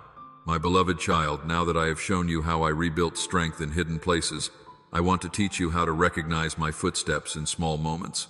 Do not wait only for thunder before you believe I am near. Do not wait only for a dramatic sign before you trust that I am guiding you. I can move with power that shakes the ground, but many times I come quietly, close enough for a listening heart to notice. You have often expected my movement to arrive in ways everyone can see. A sudden door, a loud confirmation, a miracle so clear that doubt has no room to speak. I can move that way, and there are times when I will. But I also move in gentle ways that require attention, stillness, humility, and a heart willing to notice what the hurried world would pass by. Sometimes my footsteps appear as unexpected peace in the middle of pressure. Your situation has not changed yet. The question has not been fully answered. The door has not fully opened. The circumstance still looks uncertain. Yet something inside you becomes calm enough to breathe. You do not know why the fear has softened, but you sense that you are not alone. Do not dismiss that peace as nothing. It may be my hand touching the storm within you. Sometimes, my footsteps appear through a simple reminder during the day. A verse you read long ago returns to your mind. A song lyric settles in your heart. A friend speaks one sentence that reaches a hidden place. A memory rises, not to wound you again, but to show you that I was present even then. These are not always accidents. Learn to listen with reverence. I am not less powerful when I speak softly. A whisper from me can carry more strength than the loudest noise of the world. The question is not whether I am speaking. The question is whether your soul is quiet enough to hear. You live in a world that teaches people to rush past sacred moments. Hurry can make you blind to mercy. Noise can make you deaf to wisdom. Anxiety can make you miss the small lights I place along the path. I am not asking you to become suspicious of every little thing. I am not asking you to search frantically for signs until your mind becomes tired and fearful. I am asking you to become attentive, prayerful, and tender toward the ways I draw near. Think of footprints in soft soil after rain. They may not be large, but they show that someone has passed that way. There are traces of my presence throughout your days. The right word at the right time, the closed door that later reveals protection, the delay that keeps you from danger, the quiet strength that arrives just when you thought you had none left. Do not despise small guidance. A shepherd does not always shout to lead the sheep. Sometimes he walks ahead, and the sheep learn the sound of his movement. Sometimes he gently turns them away from a dangerous place. Sometimes he slows the pace so the weaker ones can keep up. My beloved child, I am your shepherd, and my guidance is often tender before it becomes obvious. There will be moments when you feel a holy pause. You are about to answer quickly, but something within you says, wait. You are about to accept something, but peace does not settle. You are about to return to an old pattern, but a quiet warning rises. Do not ignore the pause. Bring it to me. Many times, my protection begins as a small interruption. There will also be moments when courage comes gently. You may not feel fearless, but you feel able to take one honest step. You may still tremble, but obedience begins to feel possible. Recognize this too. I do not always remove fear before I lead. Sometimes I place enough light in front of you for one step, and that is my invitation. Remember Ruth, who followed a path of loyalty through ordinary choices. She did not see the full story when she walked with Naomi. She did not know every door I would open.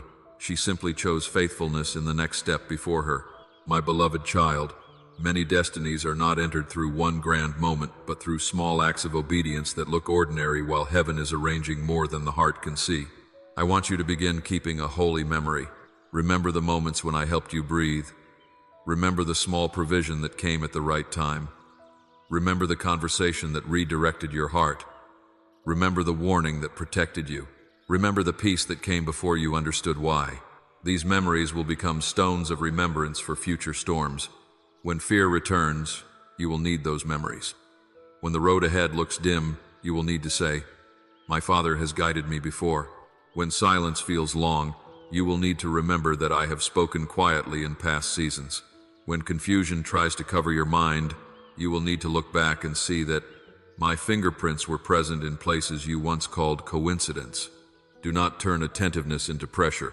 I am not asking you to live tense, trying to decode every moment, as though one missed sign will ruin your life.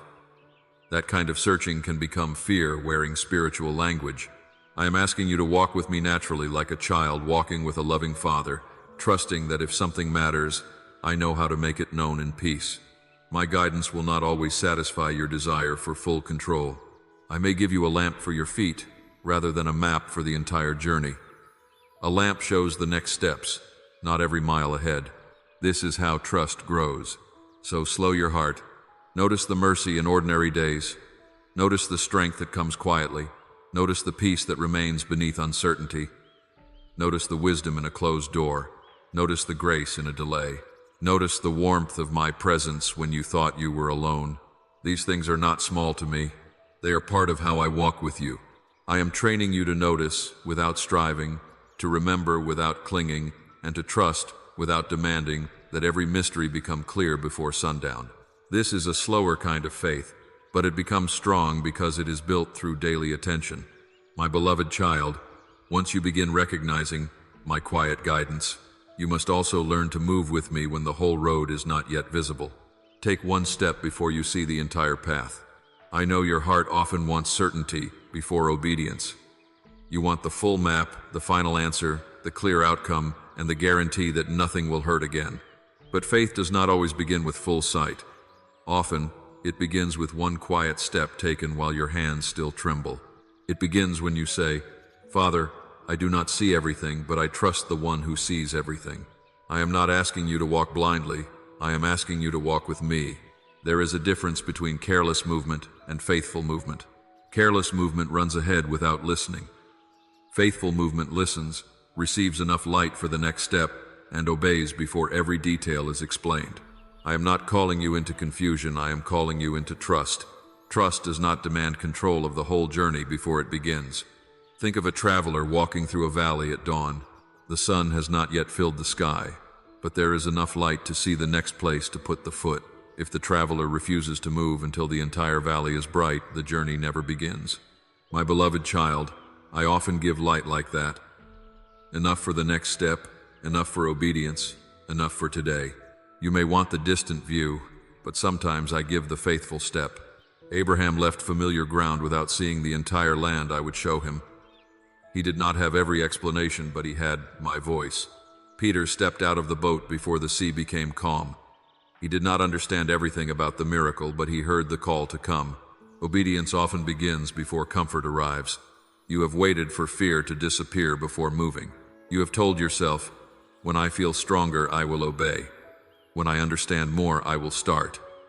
When people approve, I will go. When the risk is gone, I will trust. But if you wait for every fear to become silent, you may stay in the same place for years. Courage is not the absence of trembling.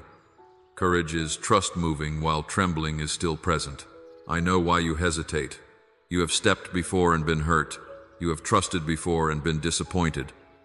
You have hoped before and felt embarrassed when the answer did not look the way you expected.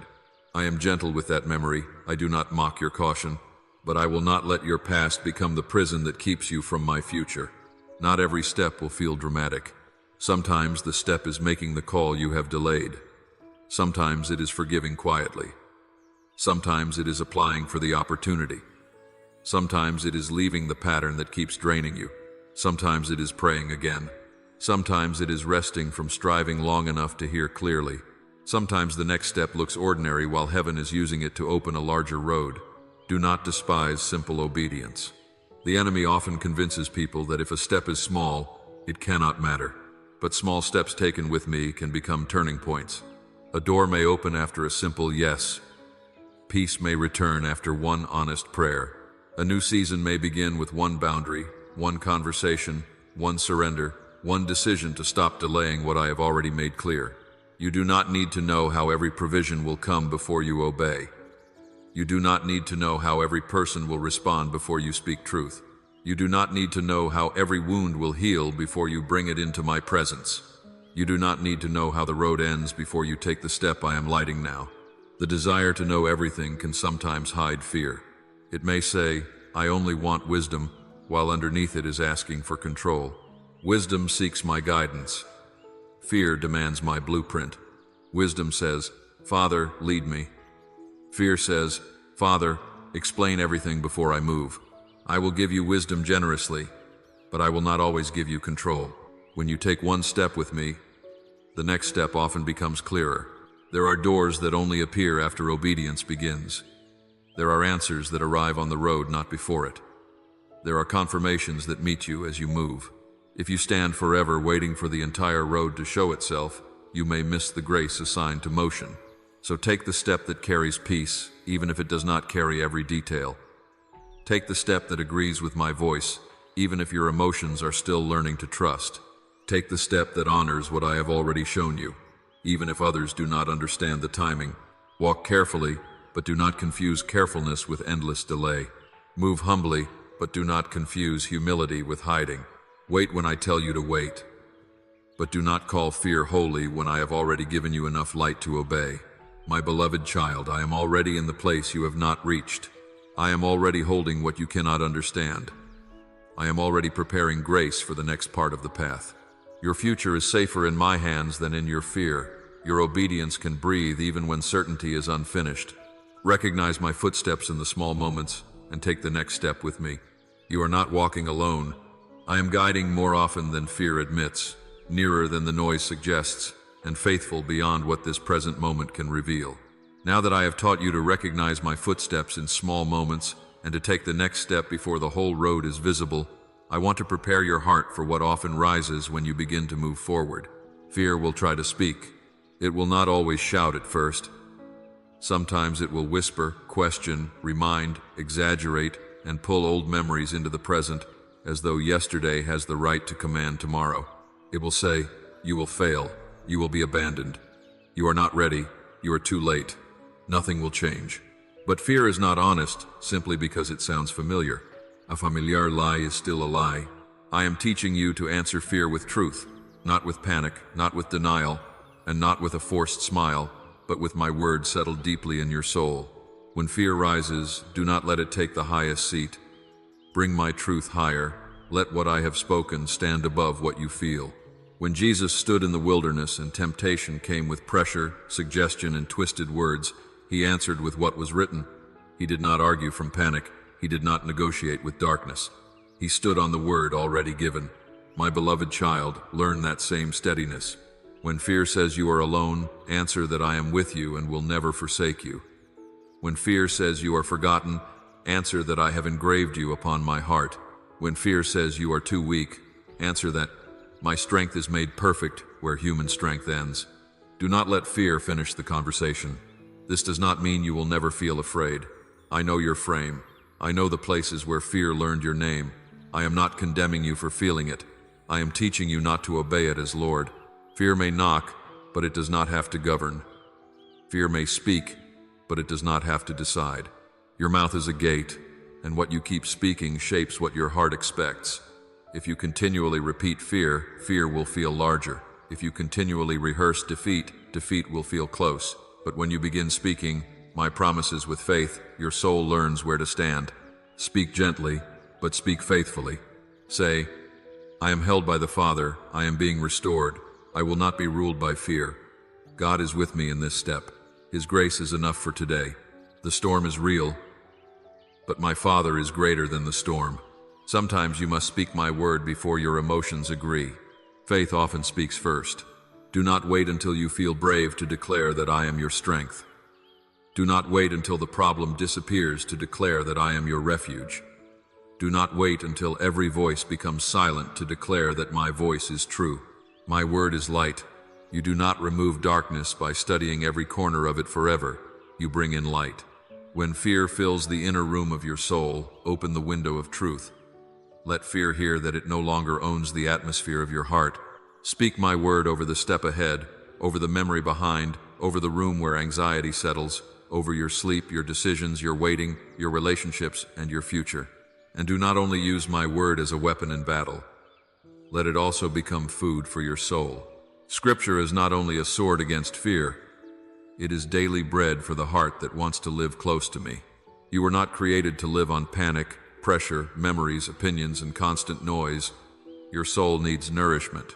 It needs truth that does not change with the mood of the world. It needs wisdom that steadies decisions, comfort that reaches hidden places, and promises that hold you when your emotions feel thin. There were seasons when you only opened my word when life became painful, like someone reaching for medicine in an emergency. I received that cry with mercy, but now I am inviting you into something richer. I want my word to become daily bread, not only emergency rescue. Do not measure the power of Scripture by how much you read at once. Let it enter you deeply. I would rather you receive a small portion with reverence than rush through many words with a distracted heart. Open my word slowly. Read until your soul begins to listen. Pause where peace rests. Stay where conviction comes. Let the word become conversation. Let it become light in your thinking, strength in your choices, mercy in your speech, patience in your waiting, courage in your obedience, and rest in your hidden places. Be careful what you feed your soul. If you continually feed on fear, fear will grow strong. If you continually feed on anger, anger will feel natural. If you continually feed on comparison, gratitude will become weak. If you continually feed on noise, stillness will feel uncomfortable. But if you feed on my word, peace will begin to regain its place within you. Nourishment often works quietly. A meal does not make a body strong in one instant, but steady nourishment builds strength over time.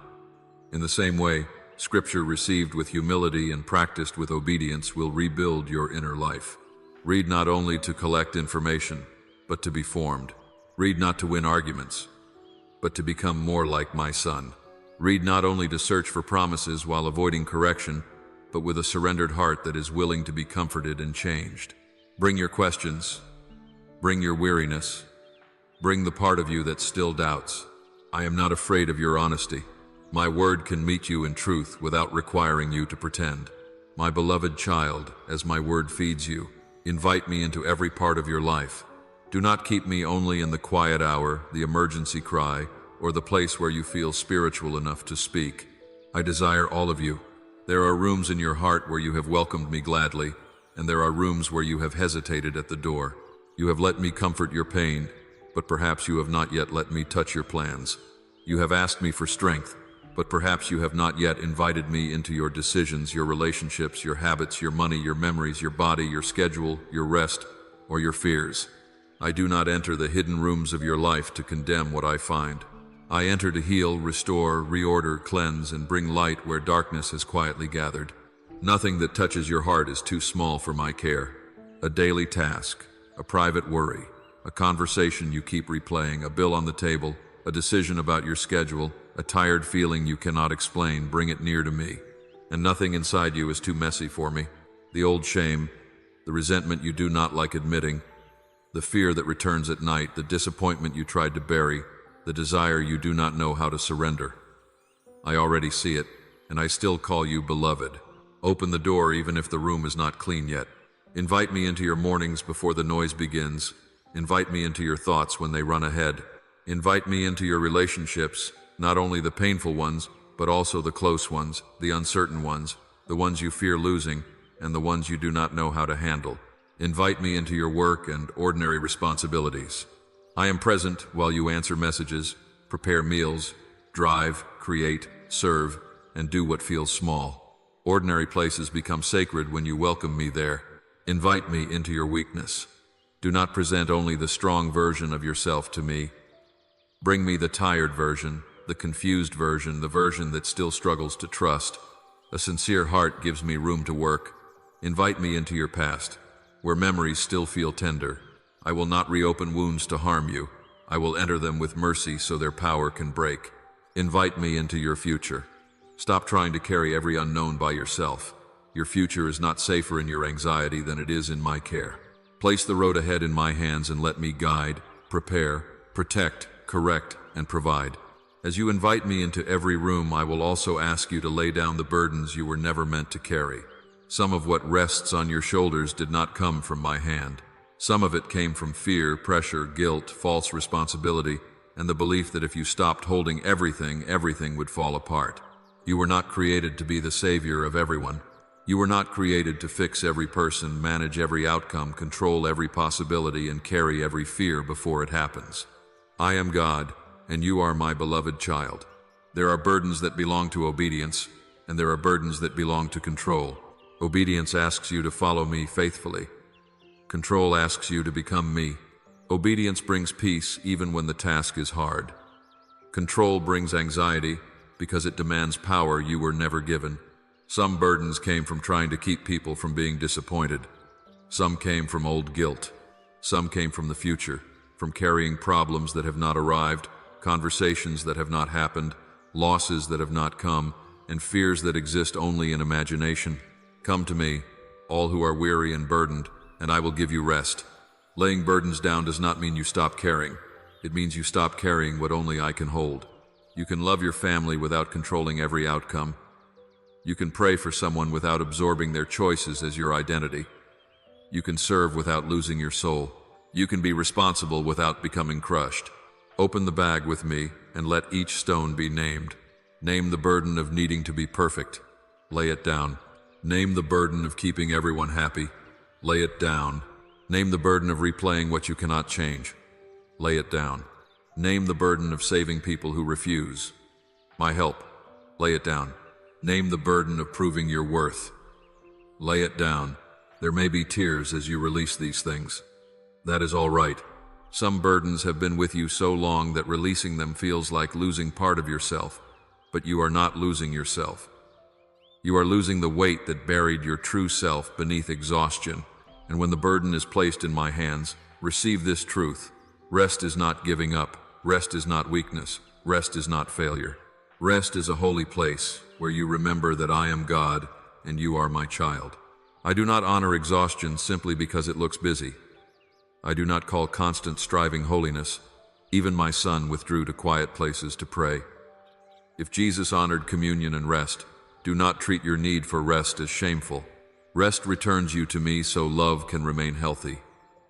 Rest restores what pressure drained. Rest clears your hearing. Rest keeps compassion from becoming resentment.